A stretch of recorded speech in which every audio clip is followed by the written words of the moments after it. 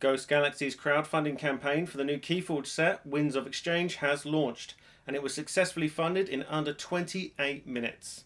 This means that Keyforge is definitely coming back, and hopefully in a big way. There are multiple pledge levels and stretch goals have already been unlocked. The campaign is running until the 26th of September, so follow the link in the description and make sure you get your hands on some Keyforge Winds of Exchange when it releases in early 2023. Hello Keyforgers and welcome back. This is episode 4 of our deck opening series, which means we are on to Mass Mutation, the 4th set from Keyforge.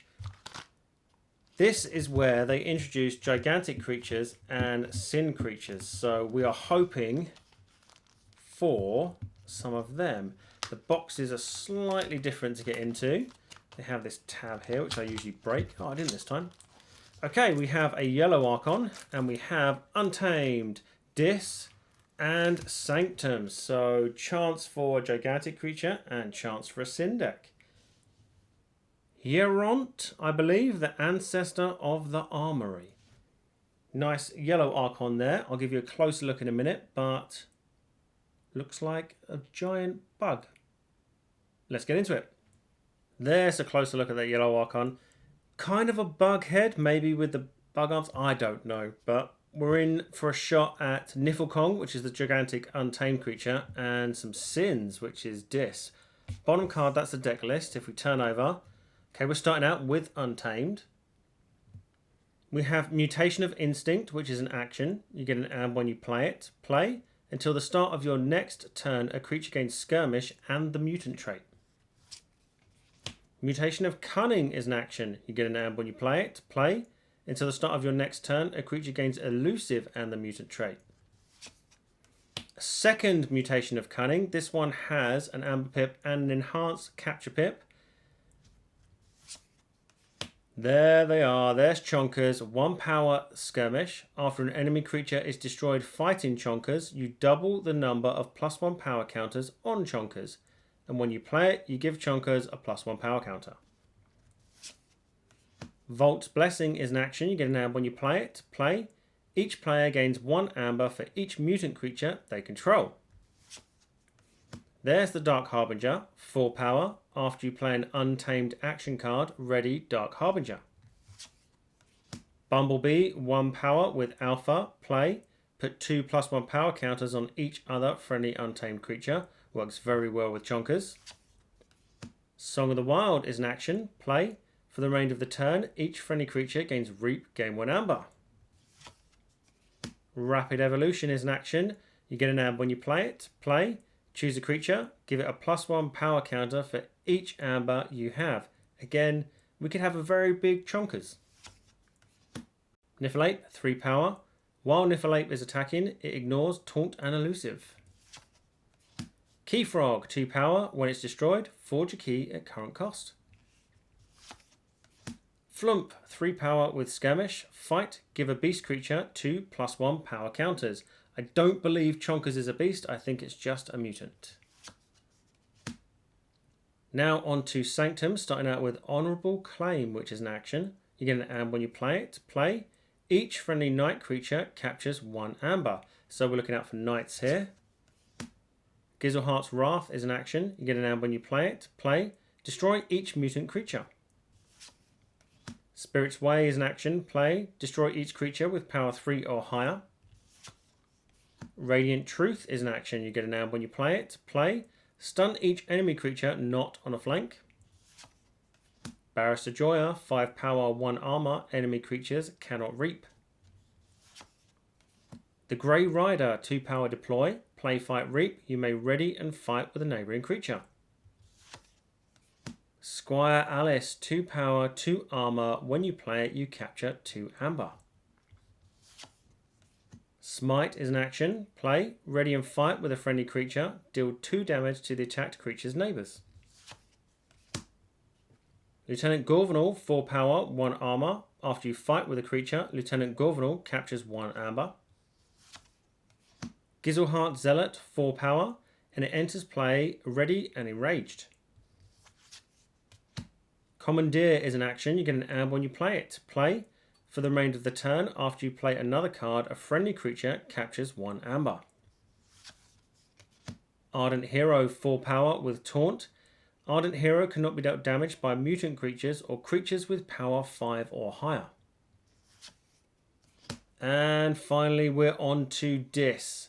Now we missed out on the gigantic creature, but there's still a chance for us to get Sins. Starting out with Pain Mail, it's an upgrade. You get an amber when you play it. This creature gains after a player chooses Dis as their active house. Put Pain Mail into its owner's archives and destroy this creature. Fantastic card. Wail of the Damned is an action. It's put a capture enhancement in the deck, which we've already seen. Play, destroy a creature with no bonus icons. Soul Fiddle is an artifact. Action, enrage a creature. Pain Reaction is an action. You get an amber when you play it. Play, deal 2 damage to an enemy creature. If this damage destroys that creature, deal 2 damage to each of that creature's neighbours. Grim Reminder is an action. Play, choose a house, archive each creature of that house from your discard pile, gain 1 chain. Snorret, 4 power. At the end of your turn, capture 1 amber. Action, move each amber from Snorret to the common supply. Mindfire is an action. Play, your opponent discards a random card from their hand. Steal 1 amber for each bonus icon on the discarded card. There we are. That's what we were looking for in the Worlds Collide, but we have an Infernus. 4 power. Play, purge up to 2 cards from a discard pile. Your opponent loses amber equal to the number of bonus icons on the purge card. Just to be clear, that is only amber bonus icons, not capture, damage, or draw. Gateway to Dis is an action. Play, destroy each creature, gain 3 chains. A second Gateway to Dis. Dark Minion, 1 power, and it's got a damage enhancement. It's also put a damage enhancement in the deck. Destroyed, deal 1 damage to each enemy creature. Brabble, 2 power. Destroyed, your opponent loses 1 amber. If it is not your turn, your opponent loses 3 amber instead. There we go. No Sins, no gigantic creatures, but pretty good Untamed, I feel like. Let's have a closer look. With this being our first Mass Mutation deck, there are a few additional things we have to think about when we analyse a deck. So let's start off with, it has 11 printed amber. That's 18 actions, 16 creatures, 1 artifact and 1 upgrade. We also now have to count the number of enhancements. So there were 2 enhancements placed in our deck. There was 1 capture and 1 damage. And certain cards in Mass Mutation deal specifically with mutants. So we need to know how many mutants out of the 16 creatures we have in the deck. And that is, we have 4. So if we start with Amber Control, we'll be starting out with Dis. We have Mindfire. It's an action. When you play it, your opponent discards a random card from their hand, and then you steal 1 for each bonus icon on the discarded card. Now, if your opponent is not playing Mass Mutation, Amber Pips still counts. So if your opponent discards a card with an Amber Pip on it, you will steal 1 amber. We have Brabble. 2 power with the destroyed effect of your opponent loses 1 amber. And then if it is not your turn, your opponent loses 3 amber instead. So if it dies on your opponent's turn, it's a bigger amber loss for them. We have Snorret. 4 power and then a passive ability that at the end of your turn, you capture 1 amber. And then as an action on your turn, you can move each amber from Snorret to the common supply. Now it is counted as a negative when it comes to expected amber because your opponent can always destroy Snorret and get the amber back, but that's the same with any kind of capture, so I don't know why it's been done like that. Then we have the Pièce de Résistance, the thing that everyone hates, unless it's in your own deck, in which case you love it. It is Infernus. 4 power with the play effect of purge up to 2 cards from a discard pile. That's yours or your opponent's, and then your opponent loses amber equal to the number of bonus icons on the purge cards. Now it is only amber bonus icons, so it doesn't count towards capture, damage or draw. It's just amber. So if they've got a fertility chant or a fuzzy Gruen or something like that that's got more than 1 amber pip on, you will be doing quite a lot of damage to your opponent. If we move on to Sanctum, we have Lieutenant Gorvenal. 4 power, 1 armor, and then after you fight with a creature, so any creature, Lieutenant Governor captures 1 amber. Then we have Squire, I call it Squire Alice, I'm pretty sure it's called Squire Owls. 2 power, 2 armor, play, capture 2. I should really call it the 2/2/2 card. We have Honourable Claim. It's an action, you get an amber when you play it. When you play it, each friendly knight creature captures 1 amber. We do have knights in this deck, so it will work. Otherwise, it's just an amber pip. But it is a rare card. We cannot really get the amber off our creatures back into our pool. So when you're capturing with this deck, it is a stall. And speaking of capture, we have Commandeer. Amber when you play it, it's an action. And then for the remainder of the turn, after you play another card, a friendly creature captures 1. If you've got Snoret on the board, capture onto Snoret, because then you can call Dis next turn and dump all the amber back into the common supply so your opponent can't get it back. That's how I would play it if I knew that Snoret was going to survive to the next turn. Now there are a couple of cards that it didn't consider amber control, but I do, which are the Key Frog, 2 power with the destroyed effect of forge a key at current cost. Now, that's a key cheat in a creature. All you have to do on your turn is destroy it. So if your opponent leaves it on the board, or if you have some way of activating it straight away, your opponent can't stop this.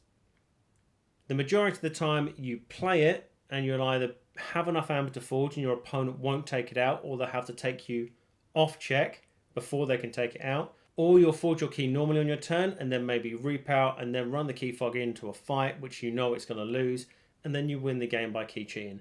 It is a very annoying card for your opponent to work around, and sometimes they can't do it.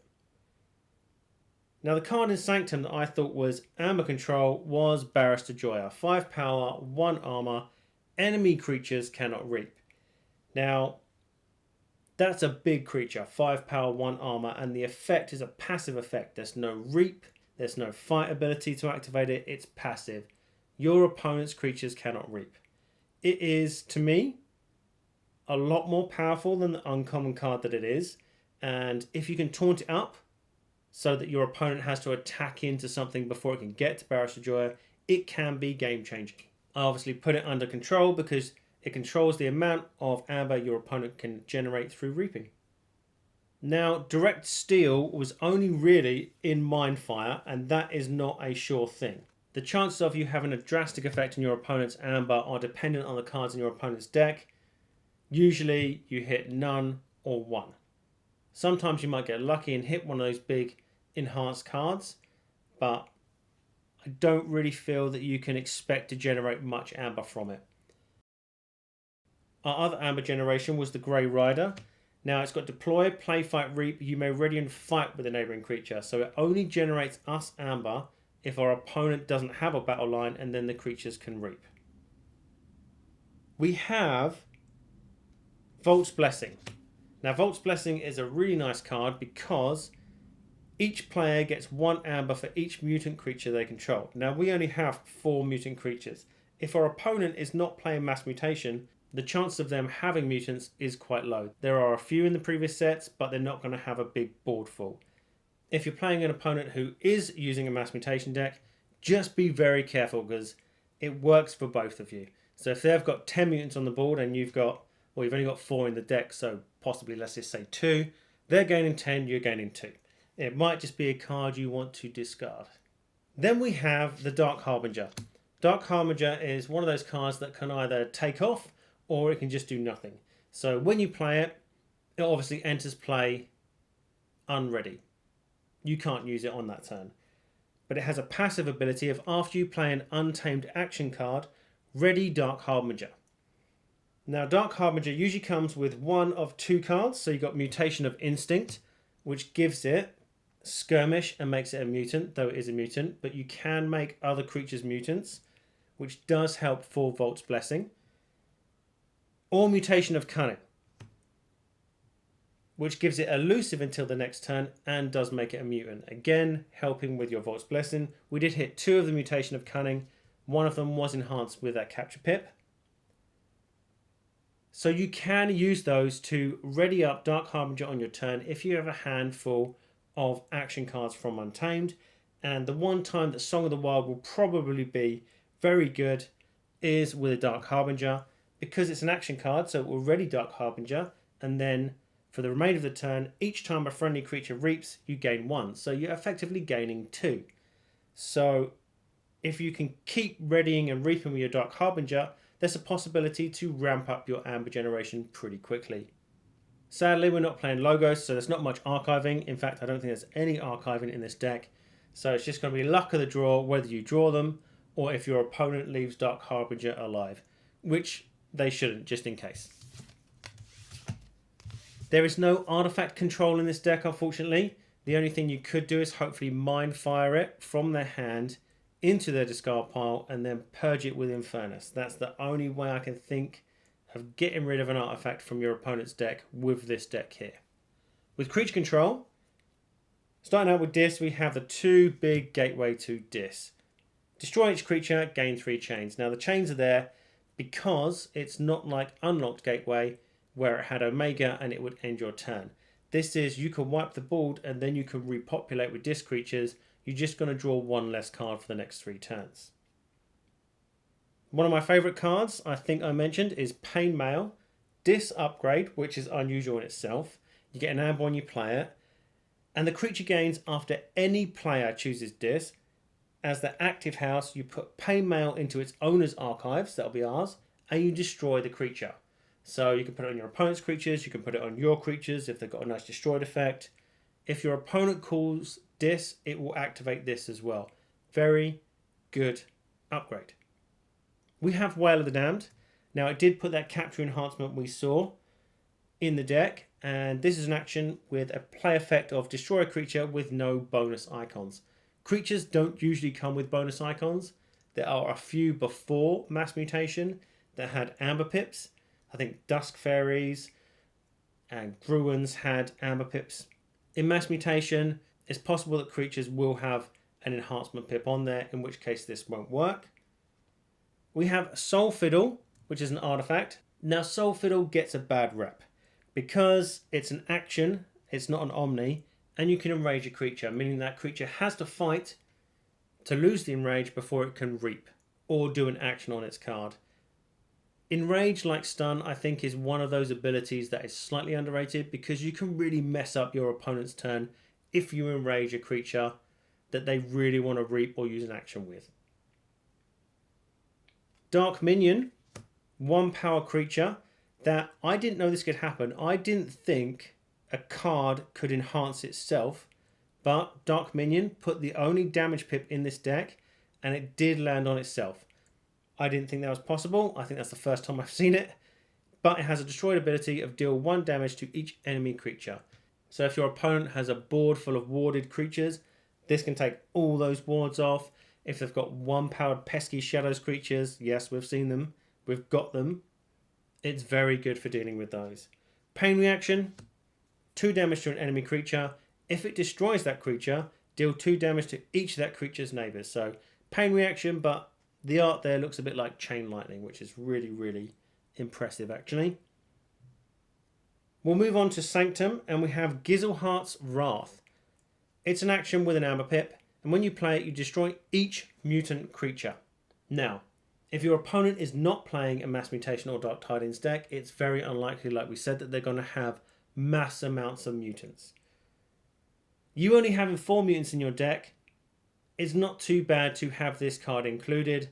I think if you're facing a deck that's Call of the Archons, Age of Ascension or Worlds Collide, this is a pretty dead card that maybe you might not want to play if you have your mutants on the board, because it will only affect you and in a bad way.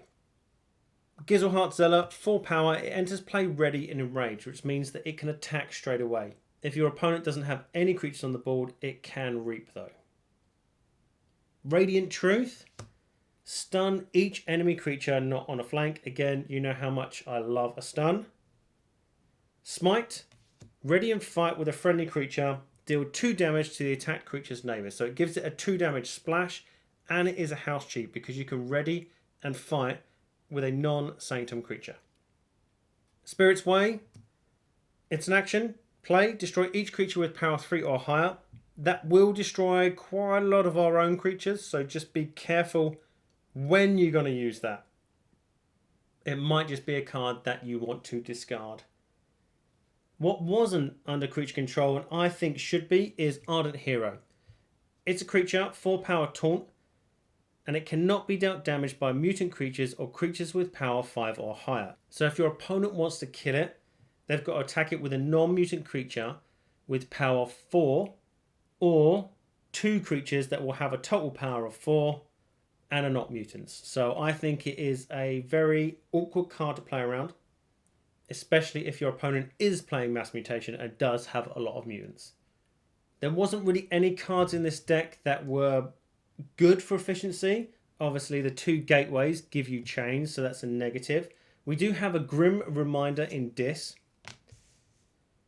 You choose a house and then archive each creature of that house from your discard pile. So if you've been board wiped and you had, say, 6 Shadows creatures, you could return them all to your archives. Next turn you've got a big Shadows turn.